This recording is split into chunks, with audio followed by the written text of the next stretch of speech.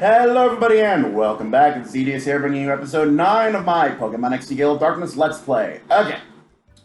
So I did verify, make sure that it was in fact episode 9. Always gotta double check that post-recording.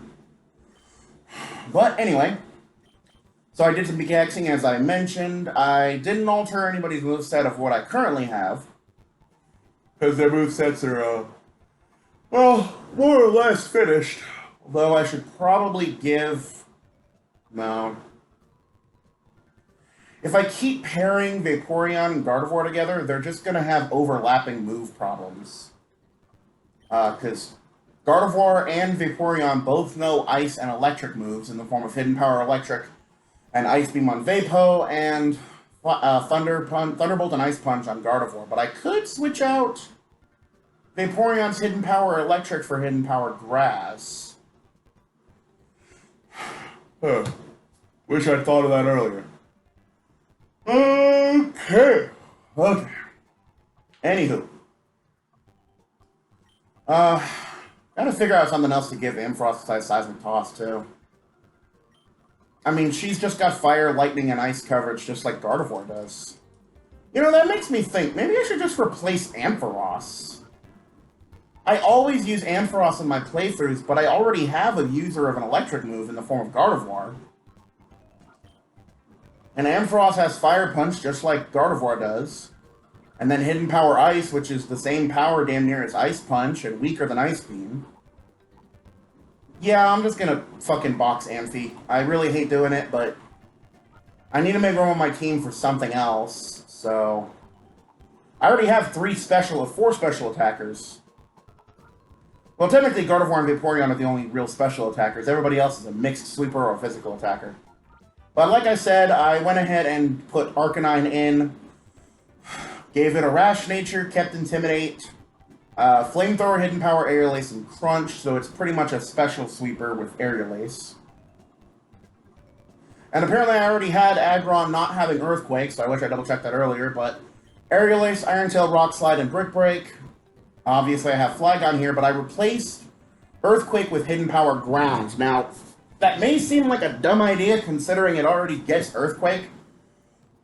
But, for the record, since Earthquake... Oh, there's... I didn't yawn at all last video, so of course I'm yawning now. Anyway, since Earthquake hits every Pokemon in a double battle, and I have 3 or 4 Pokemon, depending on my team setup, that are weak to ground moves. In this case, I have Aggron, Tyranitar, and Arcanine. It's better to have Hidden Power Ground with a base power of 70. It does sacrifice Earthquake's much higher power, and the spread move is pretty useful, especially if you're dealing with Pokemon that like using Follow Me a lot. But for the most part, most Pokemon I've seen that have Follow Me don't really use it effectively. And when they do, that's where I have Pokemon like my Tyranitar here, which has Rock Slide. Same thing with Aggron that also has Rock Slide. So there is a lot of move overlap. The most unique one is probably Flygon's, because nothing else has Signal Beam or Dragon Claw. But Tyranitar's Ice Stab, or Ice moves, Gardevoir's Ice move, and Vaporeon's Ice move. A lot of ice coverage. Probably too much. I'm working with what I got here, guys. I didn't want to bring in something brand new, like something that's not in the game. I was tempted for sure, but I didn't really want to do that. And everything else here doesn't really have the power that I need. I mean, of course, I could go the cheap route and make everybody level 100 and just say fuck all to challenge, but I don't know. I want to have a little bit different scenario here.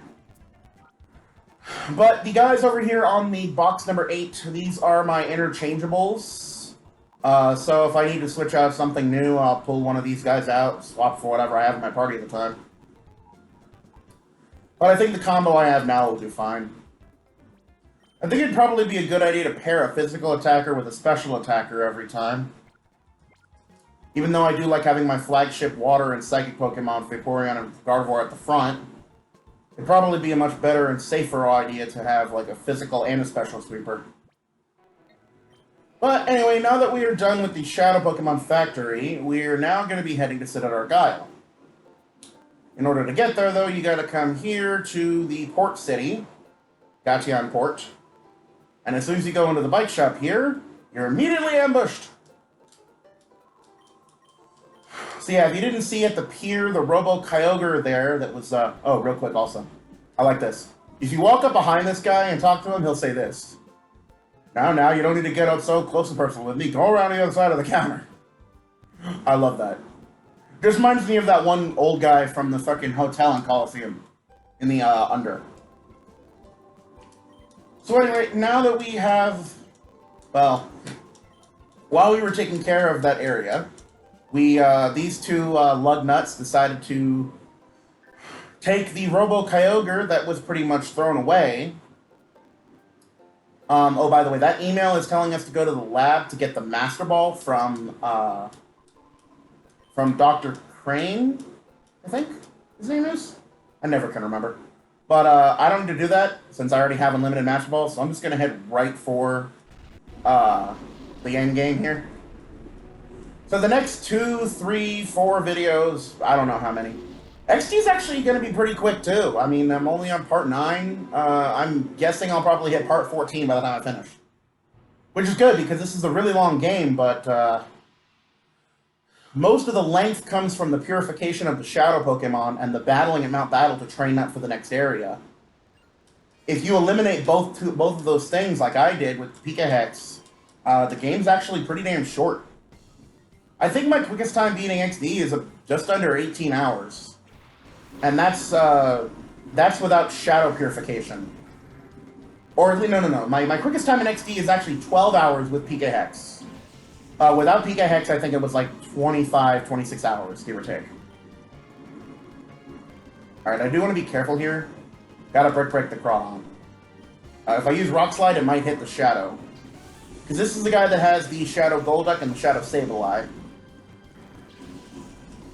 And I know the game is technically going at normal speed, but it feels like it's going slowly. Oh, okay, I could have hit Rock Slide anyway. I don't know, sometimes this guy, for some reason, switches out with, instead of putting Mantine out first, he'll sometimes put his Shadow out. Some of the trainers are like that, where, they will actually use their other Pokemon in a wrong order to their Shadow. It's not very often that it happens, but when it does, I've ended up accidentally killing a Shadow because of it. And I really don't want to have to frickin' go track Mirror B down to capture a fucking Golduck. Not to mention a Sableye, which I really couldn't give two shits about. Which brings me to a topic in general, like... I've mentioned this before. Actually, no, I never mentioned this directly. In any of my Sword and Shield rant videos that came out before the game's release last year, but why did they get rid of Megas? For something that is objectively worse? Dynamax Pokemon don't even have higher stats. They have a higher in-game HP, in-battle HP, and the Gigantamax versions have a unique move that goes in line with their theme. But other than that, the Dynamax Pokemon... Dynamax in general is exactly the same as the regular Pokemon, they just have more HP and have access to max moves. Which max moves are essentially the same thing as Z moves, only you can use them more than once. Which is great that you can do that, but the Z moves were good in the sense that every Pokemon could use them, and there were a variety of different types of Z moves, including some exclusive Z moves. And there were also guard-based Z moves, which they don't have in frickin'... there are no guard-based moves for... Because I know, like, if you're using, like, Z-Splash or something like that, Z-Splash, like, triples your attack stat. But any status move, and that means any status move, regardless of type, for the max moves is just called Max Guard, which is just Protect, basically. And if you're going up against another Max Pokemon can bypass Protect and Detect with their Max moves, so there's not even a point. What's more infuriating is that fucking Smogon classifies all of the Gigamax Pokemon as Uber tier, by technicality. I really don't know why. I'd have to check a look at the fucking, at the list to verify that, but Why would you classify Pokemon that just look different and are bigger as Uber? I mean, they are really, really hard to kill if you don't have, you know, a max of your own. But the fact that you can only Gigantamax one Pokemon per battle, just the same way with Megas and Z moves, but unlike Megas, it only lasts for 3 turns maximum, and unlike Z moves, they don't have like really good unique effects depending on the move used. Like, there's plenty of moves in this, you know, I bashed on the Z moves when I was doing my Ultra Moon Let's Play, but at the same time, I was grateful that at least Megas were in Ultra Moon. You know, I'm sure that this will be a moot point when the DLC for the game comes out, and it is unfortunate that I was almost 100% correct that, you know, I really didn't want them to release DLC to give us access to more Pokemon. I mean, if we can eventually get access to every single Pokemon in Sword and Shield, then okay, fine, I guess I won't bitch, but it's just really fucking dumb that they're putting it behind a paywall for me. You know, I mean, I don't have a job, and most kids don't have jobs, you know? And I mean, you're paying $60 for the base game, then you're paying $15, $16 a year for the, or $20 a year for the Wi-Fi, for the Nintendo Online, Nintendo Switch Online. Then you're paying fucking $16 a year to access Pokemon Home. And if you want to transfer from Pokemon Bank to Home, you're paying another $5 a year for that. Plus the $30 for the DLC packs. I mean, all in all, you're spending over $130 just to have a complete game. It's kind of annoying. But what's more annoying is that all of this is a moot point because I'm still gonna fucking do it. I have Pokemon Bank, I have Pokemon Home, I have Nintendo Switch Online, I have Pokemon Sword, and I'm gonna buy the DLC when I get the money for it, so... you know, it's like, I'm a little of a hypocrite, I get it, but still, I mean, I'd be really fucking jazzed if they would, you know, maybe bring back some old moves. Hidden Power, hint, hint, wink, wink, nudge, nudge, Bob's their uncle, please. Like I was talking about in a previous video, I mean, Hidden Power, in my video, the case for Hidden Power is, like, necessary for a large amount of Pokemon, because Game Freak didn't give them the moveset that they need to just be effective in battle without the Hidden Power's assistance. I mean, I had mentioned before in that video about the new Pokemon Frostmoth, which I would love to use, but the fact that it can't do anything to its 2 biggest weaknesses in fire and steel types, not to mention rock types, the only thing it has against that is its stab ice moves and occasional Giga Drain sets. But even then, a lot of rock type Pokemon are paired with other types that make it a really hard time for fucking Frostmoth to begin with. Even if you pair a rock and water type, I mean, Frostmoth is 4 times weak to rock moves. Plus, it's not very fast, and you use a physical rock move, which is 90% of them, by the way, you're taking out Frostmoth in a single hit. Especially when they release Lycanroc with Accelerock. Accelerock is going to make Frostmoth even more useless.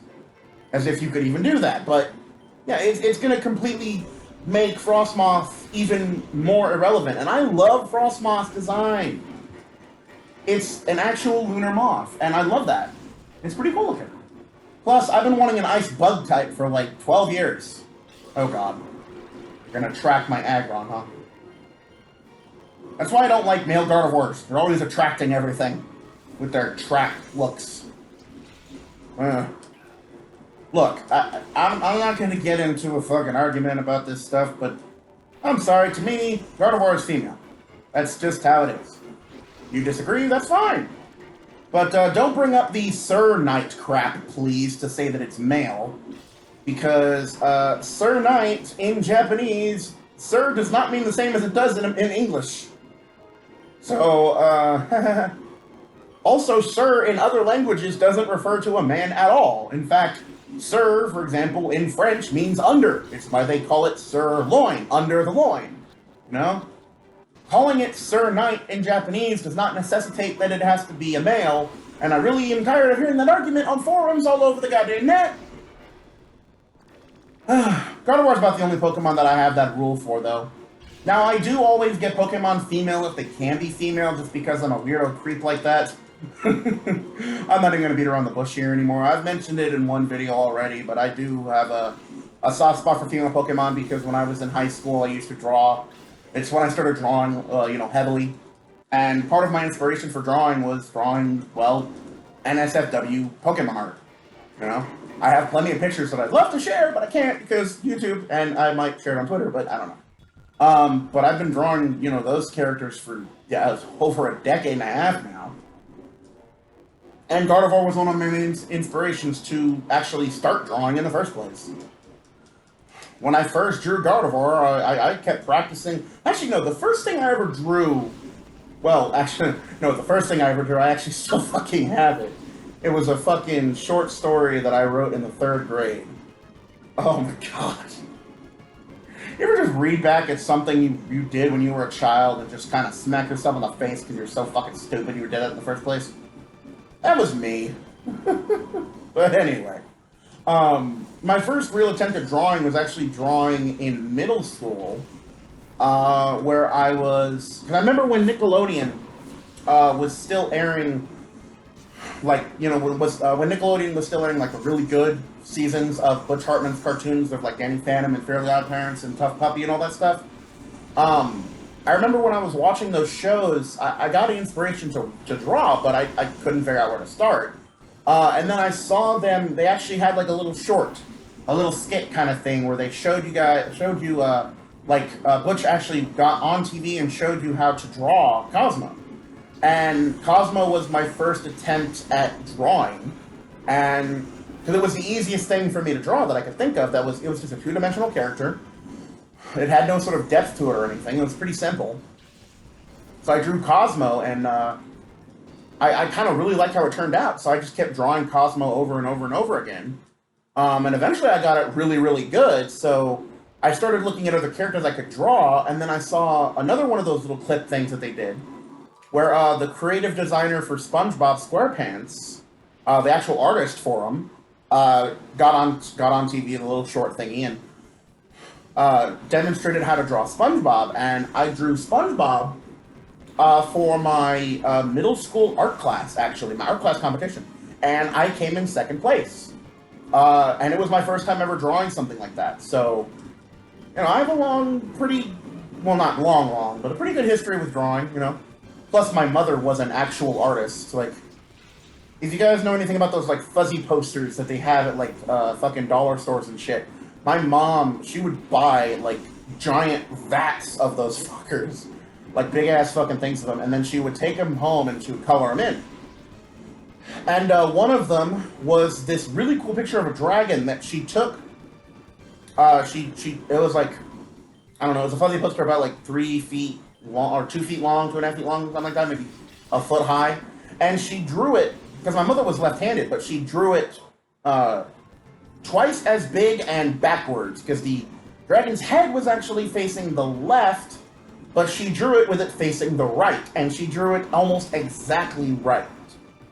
I looked at the fuzzy poster, and then I looked at her drawing, and I'm like, holy shit. And she put all kinds of different colored markers in it and made it sparkling with different colored scales. It was badass. I really wish I still had that. That was one of my favorite of my mom's drawings. My mom was an artist, my dad was a musician. It seems kind of like, art runs in the family to some degree. Although my sisters, my oldest sister dabbled in poetry a lot, because my mother was a writer too. My sisters and my mother and me are all really good at writing. My dad, I don't really know if he's good at writing. He used to write music. But I don't know if he, wrote, short stories or books or anything like that. But my mom used to draw and write all the time. She had, she used to write really beautiful poetry. And when I remember one time when I was at the hospital with her, at the doctor's office with her, we were getting something for me checked out, and that whole day was just a whole bunch of shit. It did nothing went well that day.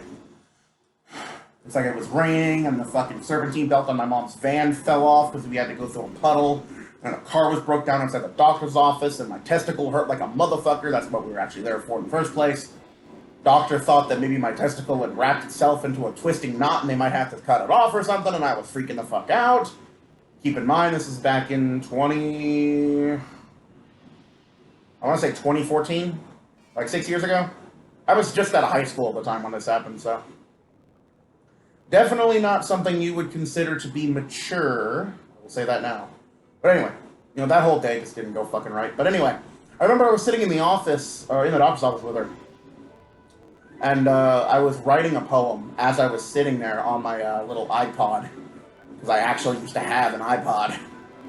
Well, I technically stole it, but whatever. My mom never found that out. Although in my infinite stupidity, I did try to steal an entire fucking MacBook from my school and bring it home. Yeah, that didn't work out. That was probably one of the dumbest things I've ever done.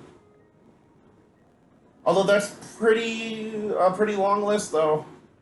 There's a lot of contenders for that thing, but I remember I was writing the poem while I was sitting next to her in the doctor's office, in the waiting room anyway. And, I remember when I got finished with it, I posted it on my Facebook page, and my mom read it as I was sitting there, and the first frickin' thing that she said was like, "That was absolutely beautiful." And then I responded to my own post, and I'm like, "She says that while I'm sitting right next to her in the doctor's office." Damn. I kind of miss my mom still, you know? Well, not kinda, I mean, I'll always miss her, but, once somebody dies, there's nothing you can do about it except move on with your life, but, yeah. I pretty well can speak for just about everybody when it comes to, or at least I hope I can speak for everybody when it comes to this.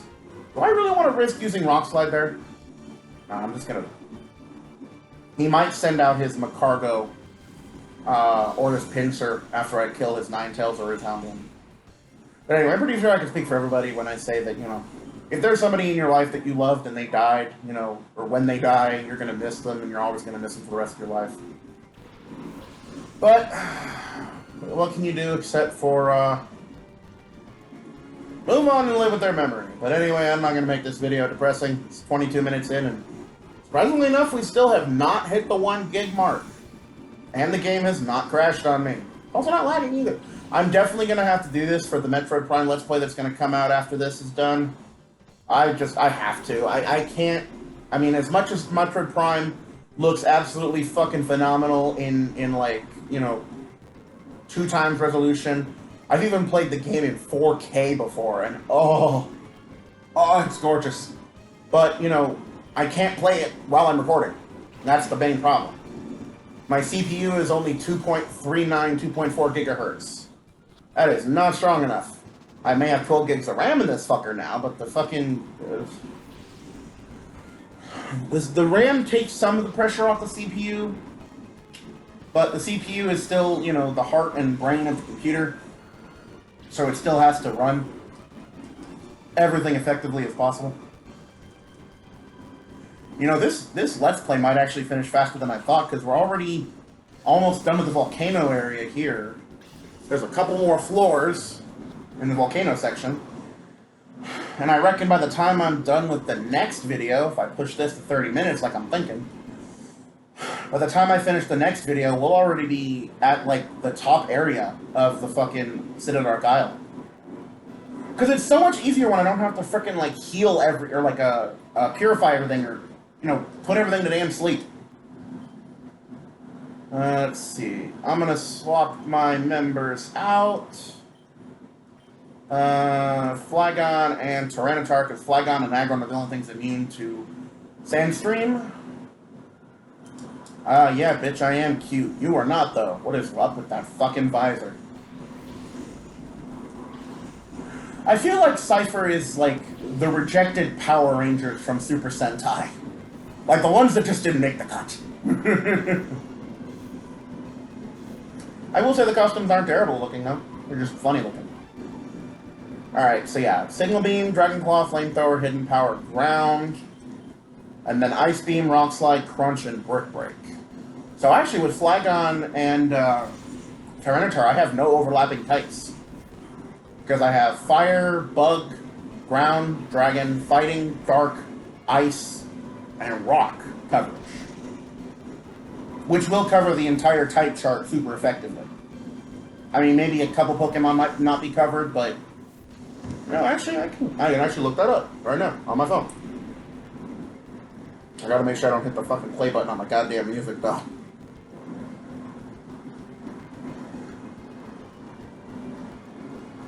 Okay, hold on. Sorry, a little distracted there. Should I just go Signal? Just because Flygon's faster.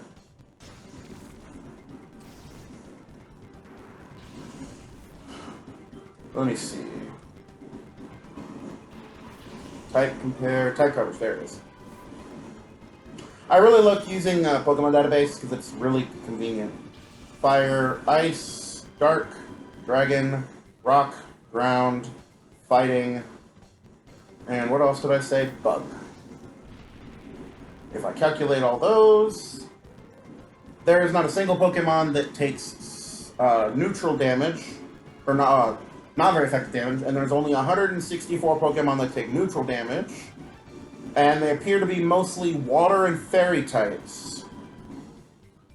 Because those, the 8 moves that I have do not cover either type. Because water is covered by grass and electric, and then fairy is covered by steel and poison. So if I were to integrate steel and, say, electric into the mix, it would take it down to only 48 Pokemon, and all of those are like fighting types, and yeah, all fighting types. So then add Psychic into the mix, and then all of a sudden nothing is taking neutral damage. Well, correction. Some Megas and all water ground Pokemon are taking neutral damage. But then you throw a grass move in there and a flying move in there, and then that calls it a day. Oh wait, no, correction, because there's still Spiritomb and... Okay, so you'd have to... Wow, you'd have to basically have the entire type chart. Oh wait, why am I going that way? Let me go this way. Anyway, that's a different little romp there. Anyway. I think I'll probably be able to get... maybe I'll make this video a little bit longer since we're on a pretty good clip here. I could probably take care of the entirety of Citarark Isle in a single video, actually. All the way up until the very top of it. Okay. Hidden Power Ground and Crunch. This guy has Shadow Magmar and Shadow Rapidash. Odd side note as well, I really wish that the Alolan or Galarian Rapidash, I mean, it's cool that it's a Psychic Fairy type. You know, it's good, I guess. You know, but I think that type combo is kind of getting a little overused now. Because, I mean, there's Gardevoir's line, there's Mr. Mime's line, although not really anymore, considering its fucking other line is... Anyway, oof. I don't know. I just think that there's too many Pokemon that are starting to get, like, the same types. You know, because, Gen 8 took care of a couple of the type charts. Let me see. Dual types... not used. Pokemon Database has a good combination of those things, too.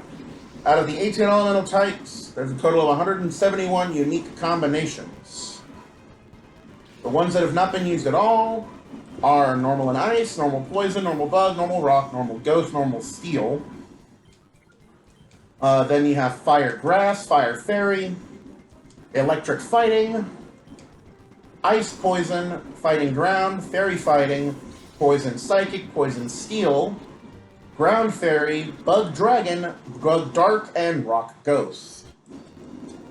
A lot of those combinations, I could actually see Pokemon that are currently out that could have had those combinations. Like, let me see here. Poison steel,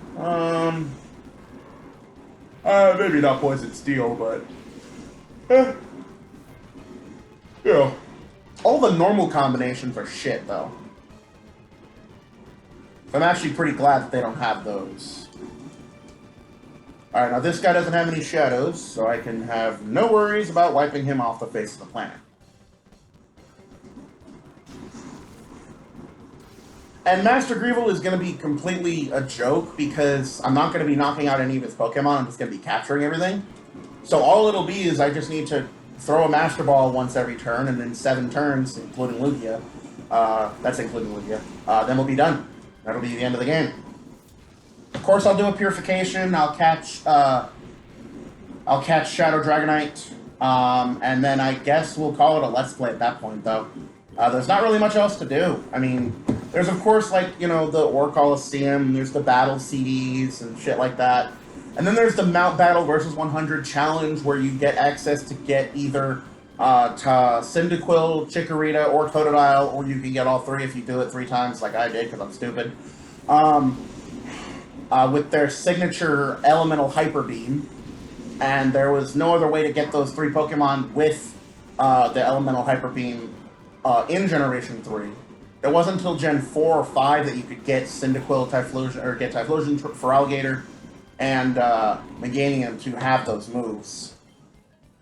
And the moves I'm referring to are, by the way, the fucking Frenzy Plant, Blast Burn, and Hydro Cannon, which are, like I said, Elemental Hyper Beams. And by that I mean, they're really powerful moves, a base power of 150 each and 90 accuracy.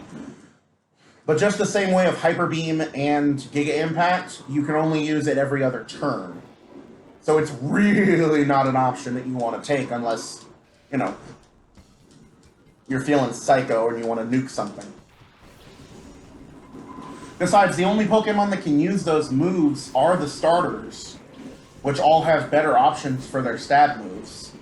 And the other move that they get, because it's not the only thing they know, because the starters... Oh yeah, there's an Arceus event that gets Blast Burn and Hydro Cannon, though not Frenzy Plant. But outside of that, they're the only ones that can use them. What do I want to do here? Dragon Claw, Pin Power Ground, Pin Power Ground. And Ice Beam. This guy has the Shadow Hitmonlee we need to grab. Go! Die, Golem! What was I talking about earlier? Mega Evolutions, I think. I get sidetracked so easily when I'm recording. Oh god, okay, cool. I thought he was gonna hit my fucking Tyranitar. That would have been a one-hit KO on that thing. Dragonclaw might have been able to kill Metachan, actually. Oh no, he has Shadow Hitmonchan, not Lee. Yeah, so just before we fight... before we end up fighting the... What's-a-doodles? The guy who actually... the fucking Cipher admins again. We have Hitmonlee and Chan, and then we have one trainer that has a Shadow Lickitung, and then another that has a Scyther and a Chansey, and then the rest of the shadows we capture, besides Dragonite, are owned by the admins, as well as Greevil himself. That actually makes 1, 2, 3, 4, 5, 6, 7, 8, 9, 10, 11, 12, 13, 14, 15, 16, 17, 18, 19 of the 86 available Shadow Pokemon are used exclusively by the heads of the organization. Actually, 19. Then you also have to factor in the ones they had before when you had the rematches. So, 21. Hold on. Signal Beam, that works. That works for me. Actually, no. Flamethrower and Crunch. Okay. So 21, 23, 24, 25. So 25 of the Shadow Pokemon out of the 86, which is about... I want to say 35% of the Shadow Pokemon are owned by the Cipher admins, because you have to take into account Shadow Delcatty, which is a admin-owned Shadow by Lovrino when you fight her the first time. Then there's Shadow Lunatone, which is owned by Snaddle. What am I going to do here? Dragonclaw, Crunch, I guess. Then you have Shadow Lunatone, which is owned by Greevil, or Snaddle. And then Shadow Primeape and Hypno, which are both Gorgons. And then you have the rematch against Lovrino with Farfetch'd and Altaria. Then the rematch against Snaddle with Solrock, Starmie, and Electabuzz. Or Solrock and Starmie, rather. Then you fight Ardos, which has Electabuzz, Swellow, and Snorlax. Then the rematch against Gorgon, who has Poliwrath and Mr. Mime. And then the match against Eldez, who has Manectric, Salamence, Marowak, and Lapras. And then finally Greevil, who has Lugia, Articuno, Zapdos, Moltres, Tauros, Exeggutor, and Rhydon. Also, I realize that I'm sort of dying right now with my Tyranitar. I didn't really pay attention to see if I got hit with a cross chop or something. I probably got hit with a fighting move by that fucker, and I'll notice when I check the recording later. But yeah, there's a lot of different things they could have done better, I think. I just really hope that the games that are kind of going to come out eventually after Sword and Shield, will have the improved, like the better mechanics. Bring back Megas. I don't necessarily want new Megas, although it would be awesome. I mean, they don't have to do new Megas. I just really want them to stop introducing something and then jumping off of the bandwagon the very next generation. It's like, what's the point? It's just a gimmick at that point, and I'm kind of getting tired of gimmicks. I'd rather have just a status quo that goes through the entirety of the fucking, the whole game series, rather than have a couple gimmicks every generation or two. That's just frustrating for me. Okay, so through here, I think there's 2 random battles, and then there's the shadows that are on the level above me. Because there's one random battle that we get stuck with right here. There's also an optional random battle if you want to go through that little circle to the right of me. Well, to the left of my character, to the right of the screen. If you go in there, you can actually find a little item box that contains 3 rare candies, which is the most a single item box contains in this game. And I think across the whole series, actually. I don't know any item box or any random item area that has that many. Oh, but you can go gung-ho here now, since there's no shadow until we get to the next level. Or the next floor. So you can just go gung-ho and knock out everything if you want. Because the next shadow on our list is Licky Tongue. And I'll just chuck a Master Ball at that. The trainer that has that only has 4 Pokemon, I believe. Or maybe it's 5? I know she has Intimidate users. Or he. Fuck, I don't know. I do know that I am seeing stuttering, though. Which means I'm probably hitting a gig limit here with my recording software. Well, not necessarily a gig limit, but,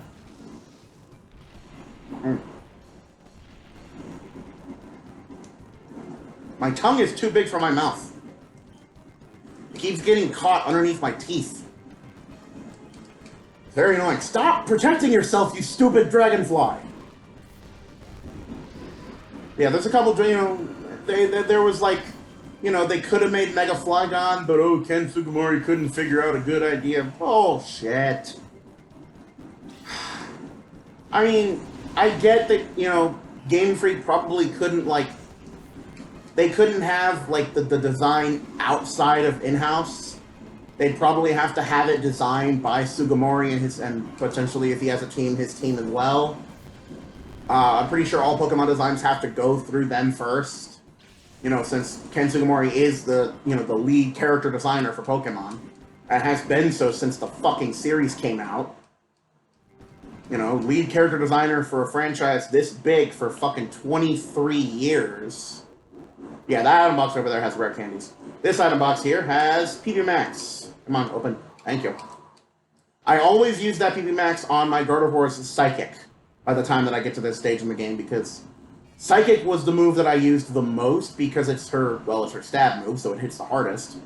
Plus, Gardevoir in this game does not get a lot of good moves. I mean, of course it gets Thunderbolt, but it also... Thief is not a TM in this game. I almost never got lucky enough with Gardevoir to get a hidden power she could use. And even then, I never got the fucking stat structure proper to actually get the move working. I would never have a full power hidden power unless I hacked it, which I didn't hack it until I started using the emulator. So yeah, there's that. This video might not go over an hour, actually. Alright, this is the guy that has the guy. This guy has the Shadow Licky Tongue. I don't know why Cerebi says that his name is Gefta when his name is clearly Geftal. Probably a typo they never bothered to fix. I always get sidetracked with this shit. What was I talking about? Hidden Power Ground is definitely better here. I could also put a grass move on her instead, but that only really covers water and ground types. And I don't necessarily have to put her with one of those. Actually, does this guy only have 3 Pokemon? I think this guy only has 3 Pokemon. Because there's Magneton. I don't remember him having a 4th. Okay, yeah, he only has 3. That's what I thought.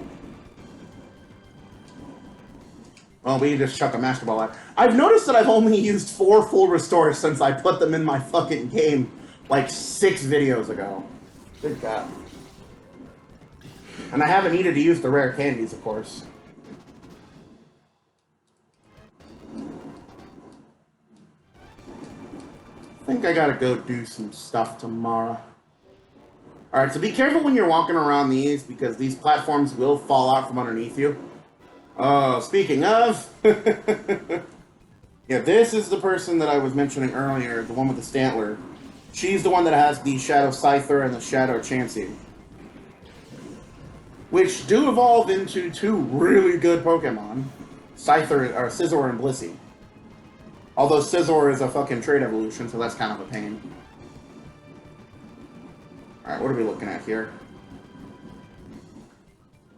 Dragon Claw... yeah. And I guess we'll go with Crunch. I could go Brick Break, it might kill it, but I know Crunch will kill it. Dragon Claw did not kill that Stantler, though. That I did not expect. If I had used Dragon Claw on the fucking Exploud, I definitely wouldn't have killed it either. Alright, there's her Scyther. I have a lisp, so Scyther is kind of a tongue twister for me. Isn't it great to have a lisp and a stutter and a tongue too big for your own face? Oh, cool. I didn't even realize Sandstorm killed it. Yay! Yeah, Blissey is one of my favorite Pokemon from Generation 2 specifically.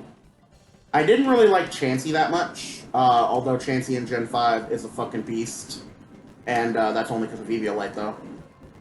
But Scizor is fucking badass as hell. A fucking bug steel type. It's actually good. Out of my own curiosity, because I always like researching this shit. What are all of the bug-type Pokemon? I know there's quite a lot of bug types that are half poison or half flying. In fact, I think in Generation 1 there was only like... the only pure bug types were the first stage evolutions were Caterpie and Metapod, actually. No, Caterpie, Metapod, and Pinsir. But as far as bug steals, there's Scizor, there's Fortress. Oh, good, I didn't die. Do I want to keep going? I kind of want to keep going. Nah. Alright, I'm going to go ahead and call the video here, guys. I've already gone almost an hour here, so... thank you guys so much for watching. If you guys have any ideas for the content, please leave suggestions in the comment section down below, or on my Twitter page at Zodyrus. The link will be in the description. And until next time, this has been TDS. Thank you for fun, one video at a time, and I will see you guys in the next episode.